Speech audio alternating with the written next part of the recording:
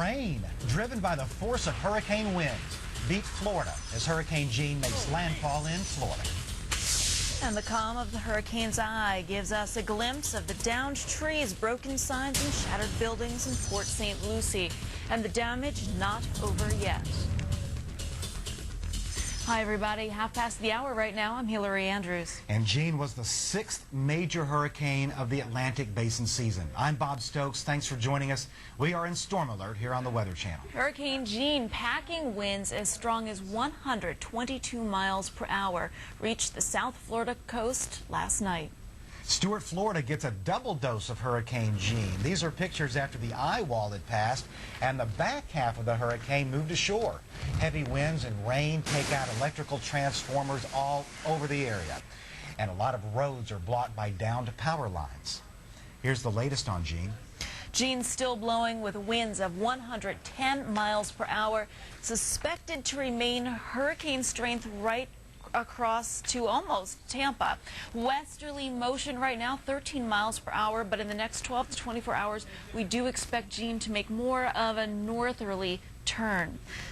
And to go on what you said, that northerly turn, Hillary, the governor of Georgia has already declared a state of emergency, and those wind gusts are getting excessive in Orlando. Look at that, 70 miles per hour. Now in Sebring, Florida, we've clocked, or the National Weather Service has clocked, or someone reporting, 90 mile per hour winds. And stay off of that Sky Bridge in Tampa. Those winds have been gusty, 50 miles per hour. That's tropical storm force winds around the Skyway Bridge in Tampa. Now as Hurricane Jeanne moved inland, we heard from various reporters from around the state of Florida. Hear their experiences as the Category 3 hurricane arrived.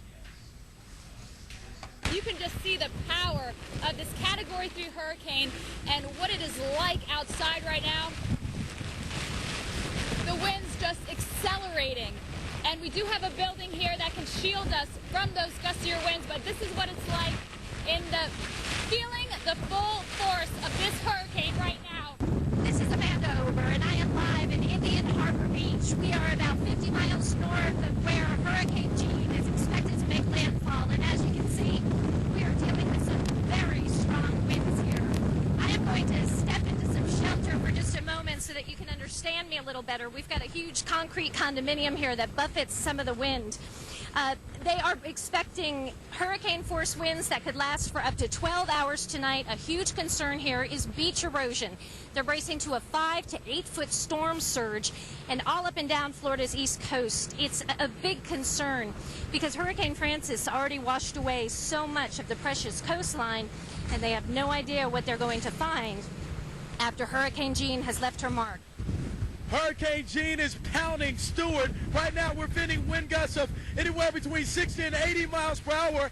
The roof on top of this gas station is expected to come apart. Every time another gust, a strong gust of wind comes through here, it takes another piece off the top of this roof right here. A lot of people, too, off the streets, a good thing, because that was a concern from officials. They noticed a lot of people still on the streets here in Stuart, but that has not been the case here for the past few hours. And we're also seeing the lights flicker throughout the area now as these winds continue to bend these power poles and stretch these power lines. We're seeing that the power is flickering on and off.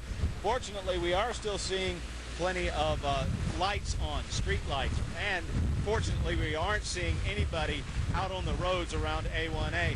We're experiencing a lot more rain. The rain is not just coming from high up in the sky like it was earlier, it's coming from down below as well. So we're getting a lot of sand coming off of the beach and some debris flying in the air. The conditions continue to go downhill and downhill fast. You can see just as I'm talking, we get some very strong gusts that roll through. Of course, we have the heavy rain falling as well. Our power has been out, and power is out throughout much of the area. Transformers have been blowing. We're watching the power lines above us and also the boats behind us, and we're going to continue to see conditions worsen before they improve. It's time to turn to our storm analyst, Dr. John Neese. And John, we saw the incredible damage that those winds were doing to the poor reporters. Where do the strongest winds appear to be right now? Just to the north of the center, from Brevard County along the coast, inland to Osceola and Polk counties. Even some hurricane force wind gusts well inland as Jeanne continues its trek off to the west across the Florida Peninsula. Here's a look at it over the last 12 hours. A bit of a jog to the north in terms of its track, not a due west, but somewhat of a northerly component. The eye starting to fill in, but the core of heaviest rains and strongest winds around the eye remain pretty much intact, especially to the north and to the west of that center. And that's headed generally toward the corridor from Tampa to Orlando.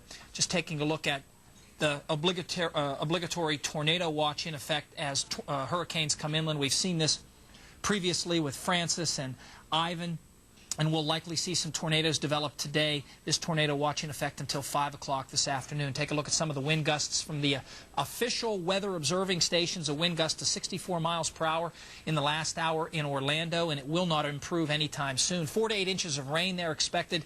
Damaging winds and also that tornado threat in Tampa. Somewhat less rain, but still some gusts near hurricane force, and some power outages are likely in the Tampa area as well.